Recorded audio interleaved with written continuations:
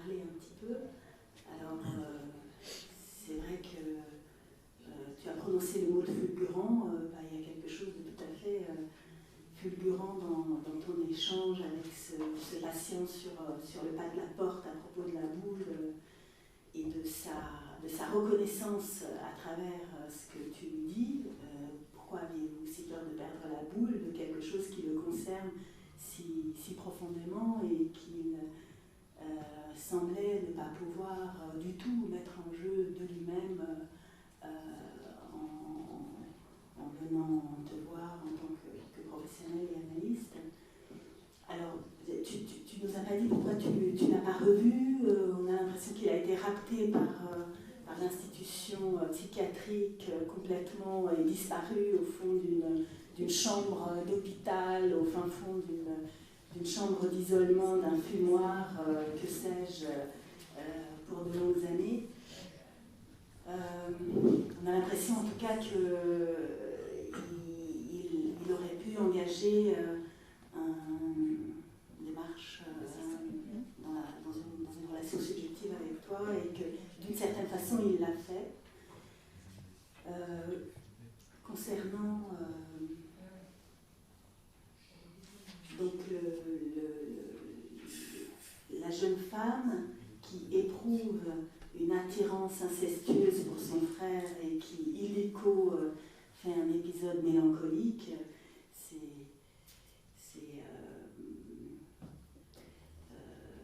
donc c'est tout à fait saisissant de t'entendre en parler. Pourquoi tu disais que le mot inceste ne pouvait pas être prononcé? C'est la jeune femme qui, en t'en parlant, ne pouvait pas prononcer le mot inceste. Tu veux que je réponde tout de suite? Oui, alors voilà. Le premier, ça m'a fait penser au jeu. C'est un jeu de mots, boule et balle. C'est symboliquement une petite boule, ne pas perdre la boule. Il y a beaucoup de patients qui nous arrivent, et ils ont très peur de devenir fous. En particulier les psychotiques, ils savent très bien quand quelque chose bascule. Et donc, en t'écoutant, ça m'a rappelé Freud qui disait, justement, pour saisir l'inconscient, c'est le Witz qui est très très important. Et puis, j'ai eu cette impression que les neurologues et les psychiatres s'en étaient débarrassés parce qu'ils regardaient, mais je me souviendrai toujours, ils étaient ahuris, ils voyaient cette radiographie du crâne avec la petite boule vraiment qui les narguait. J'ai pas d'autre expression. Et ça m'a rappelé quand Lacan parle de la partie de pêche avec la sardine, je ne sais pas si vous vous souvenez, où le pêcheur lui dit, je ne sais pas, peut-être Catherine veut peut-être en reparler, lui dit, mais moi je vois la boîte, mais c'est la boîte qui te regarde, c'est ça. Et moi ça m'a beaucoup aidé dans ma pratique, ce truc-là. Alors la deuxième histoire, c'est un petit peu plus compliqué parce que je l'ai plus en analyse, mais elle vient toujours me voir, elle est très fidèle, etc. C'est une grande psychotique, il y a des choses ce secret médical dont je ne peux absolument pas parler, et elle n'a plus jamais été hospitalisée, ça fait plus de 30 ans, maintenant que je m'en occupe.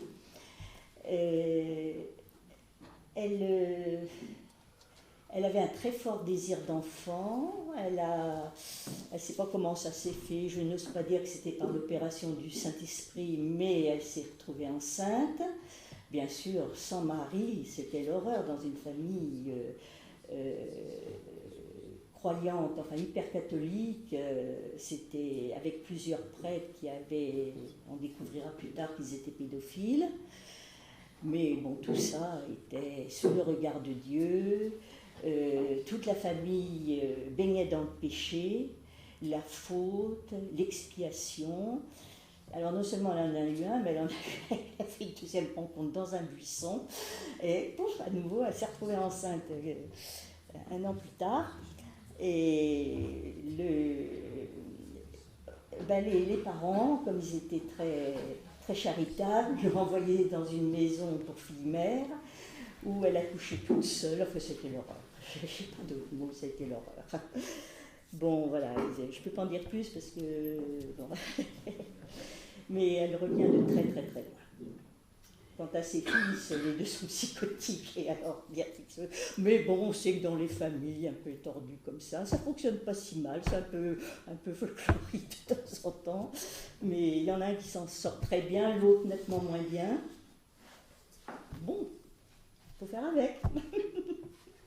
Alors c'est intéressant aussi ce que tu dis sur cette rencontre avec cette gardienne, à qui tu as prononcé cette phrase qu'on n'oserait pas pouvoir prononcer à un patient, je vais vous aider à grandir. Alors c'est marrant, parce que est-ce que c'est une interprétation, est-ce que c'est le contraire d'une interprétation? Et finalement, qu'est-ce que ça semble faire tenir pour cette personne qui t'en parle des années après? Je peux vous dire que j'ai été stupéfaite. D'abord, quand elle est venue vers moi, c'était très étonnant parce qu'elle est sortie comme ça, elle était sortie du mur, d'un coin du mur, et je vois un corps arriver, je vois cette femme que je ne reconnais pas. Alors là, dans ce cas-là, je me dis, mais qu'est-ce que... Alors, je n'ai fait aucun dossier sur les patients, j'ai tout dans ma tête. J'ai une relative bonne mémoire, si bien que je peux 20 ans plus tard reprendre à peu près là où on s'était arrêté, si je rencontre quelqu'un, bon, c'est comme ça. Et à ce moment-là, je n'ai rien dit. Ça a été que par la mimique. Et quand elle a prononcé mon nom et mon prénom, bon, elle ne pouvait pas se tromper. Et après, je me suis souvenue de son histoire. Et je savais que sa sœur, elle s'était un bloc, hein, les jumelles, des vraies jumelles, etc. Alors, j'ai fait une interprétation, mais à mon insu. Je ne pensais pas qu'en disant je vais vous aider à grandir, surtout, on n'était pas en situation d'analyse. Sûrement, si elle avait été sur le divan, je ne l'aurais pas dit. Alors c'est une question, parce que voilà. L'interprétation, justement, je ne sais pas, je crois quelque part Lacan évoque le fait que l'interprétation réside pas dans ce qu'il révèle, réside pas dans aucun contenu, mais uniquement dans le fait qu'il délie la parole chez l'analysant, qu'il y a une relance du travail analytique de l'élaboration. Alors, il semblait tellement bien après qu'il y a eu quelque chose qui s'est passé. Quelque chose qui s'est passé, mais qui n'était pas de l'ordre en tout cas, de cette dimension-là d'interprétation. Si on associe l'interprétation comme ce qui donne une impulsion à la poursuite d'une élaboration dans la structure, non prescrite et non prévue à l'avance, d'un sujet dans son rapport au signifiant. Par rapport à ça, cette petite vignette avec le joueur de tennis qui s'autorise de ton image pour gagner à partir d'un rêve. Alors c'est intéressant, on a l'impression que c'est un moment dans un parcours analytique où il t'institue dans un rôle, dans une place de quoi, de quelque chose de l'ordre d'une protection, de quelque chose de l'ordre d'un recours, imaginaire, on ne sait pas, quelque chose qui tient à un moment donné quelque chose dans sa structure qui va être probablement temporaire et qui correspond à un temps de son analyse dans lequel il a pu prendre un peu de distance par rapport à un père persécuteur, concevoir quelque chose de plus rassurant dans cette dimension-là, et il va bien falloir qu'il fasse un peu le tour de cette place qui ne peut pas être occupée par une figure aussi bienveillante soit-elle, sauf peut-être dans certaines situations de structure où cette création de novo dans l'analyse a un statut autre qu'un moment de transfert, on va dire, positif ou amoureux envers son analyste. Mais ce que tu disais sur l'interprétation, et c'est des moments un peu de saisissement, y compris de ton côté, je trouvais ça intéressant que tu parles comme ça d'un engagement y compris du corps, comme ça, de ton côté, dans quelque chose que tu voilà, que tu dis à ce moment-là dans une relance du travail analytique et que tu parles également du risque que tu prends à ce moment-là. Oui, on parlait du silence après l'interprétation, et aussi, est-ce que l'interprétation d'un homme analyste et d'une femme analyste, c'est la même chose? Quand j'ai débuté, je cogitais bien sûr, et donc une fois j'ai fait une interprétation dont j'étais très satisfaite, je pensais avoir mis le doigt sur quelque chose d'important, la personne est restée dans le silence très long, tellement long que je commençais à comprendre qu'il se passait quelque chose, pour me dire à la fin, ce que vous m'avez dit est extrêmement juste, j'aurais aimé le dire moi-même.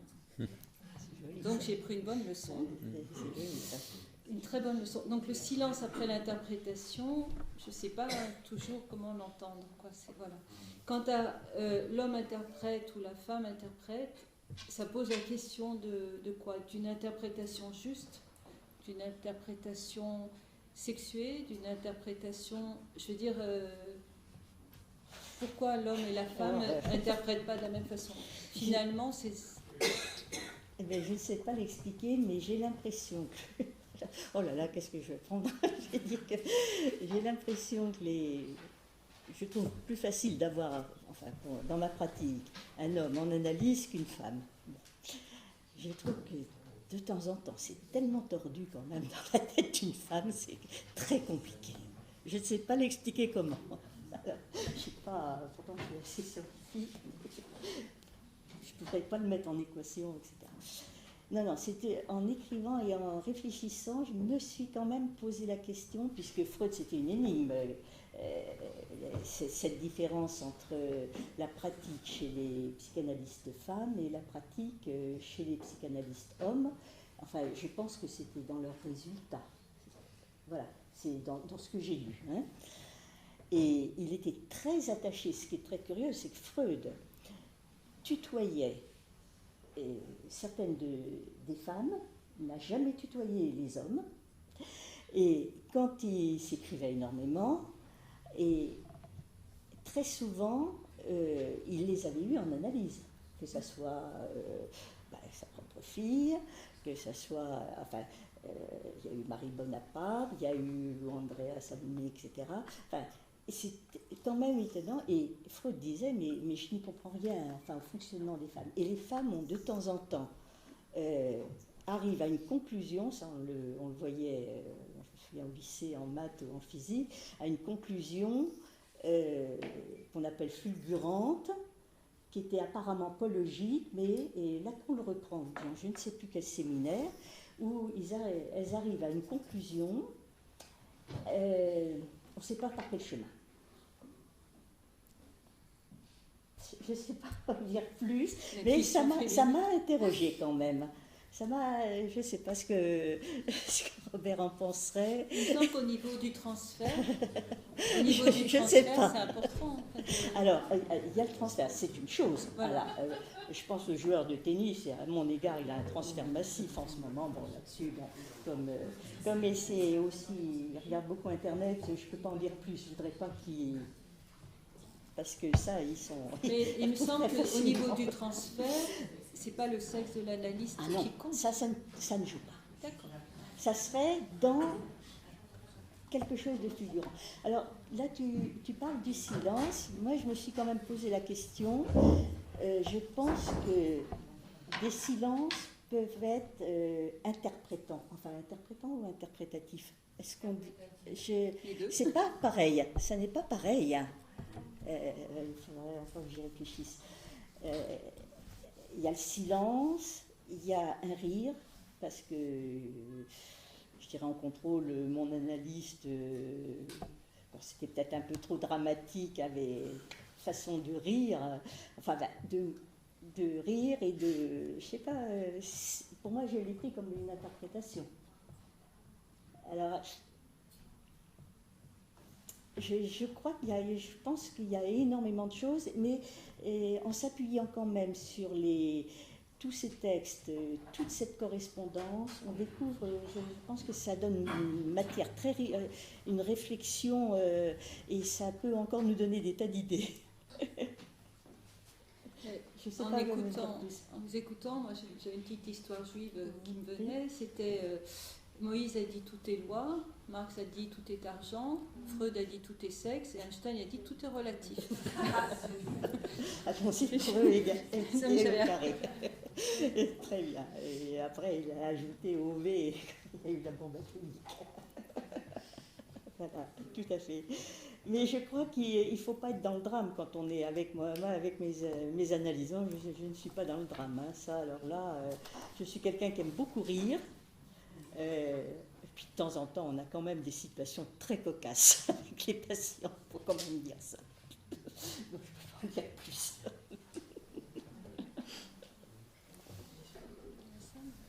Donc le mot d'esprit peut faire interprétation. Quelqu'un veut intervenir? Oui. À propos d'interprétation, que pensez-vous des enseignements inclus dans des affirmations lapidaires telles que voici, une parole est davantage la création de son auditeur que de son locuteur, un livre est davantage la création de son lecteur que de son auteur, et ainsi de suite pour les images et tout. Et en vertu de cet enseignement, que veut dire l'interprétation? Oui, j'apprécie beaucoup cette intervention. Et il me vient à l'esprit que pour moi, une interprétation est aussi une création, tout à fait, qui permet à l'autre de poursuivre son chemin et aussi à l'analysant, hein, parce que c'est pas rien hein, d'avoir pendant 14, 15 ans, 20 ans, quelqu'un en analyse, être toujours là, être toujours ne jamais être malade,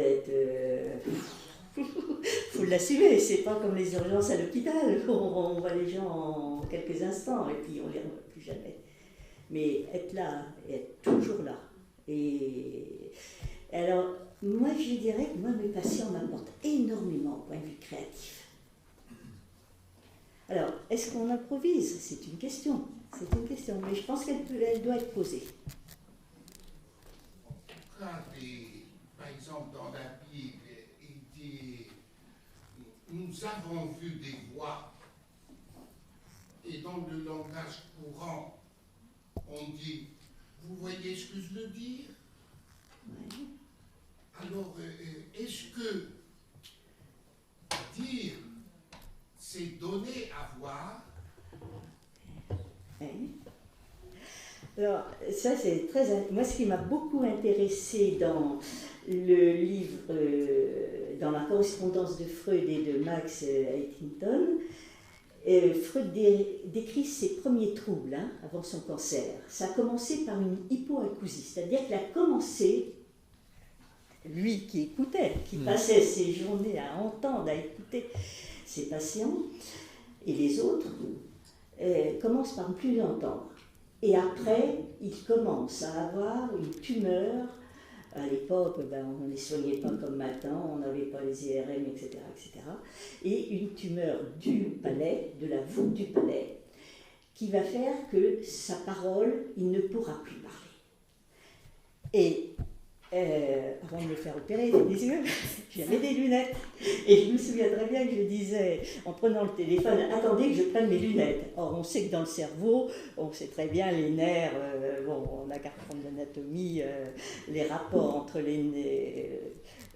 la vision et l'écoute et le reste du corps, tout ça est intriqué. On en a un tableau manifeste, c'est avec les hystéries. Hein parce que quand tu amènes un symptôme et que l'autre, le médecin généraliste, a donné comme ça le médicament, ou que le comportementaliste a dit je ne sais pas quoi, pendant 10 ans, etc. Bon, et donc là, un symptôme a peut-être disparu, mais il y en a d'autres qui arrivent. Donc le corps aussi parle. Hein. Aussi la lecture lacanienne de Freud, ou la lecture spinoziste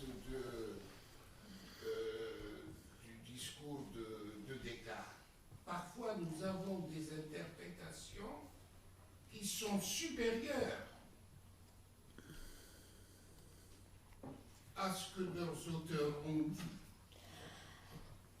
Là, vous introduisez l'interprétation imaginaire. Enfin, quand on raconte, quand on entend des critiques qui refont la vie de telle ou telle personne, je ne sais pas, 100 ans plus tard, c'est impressionnant.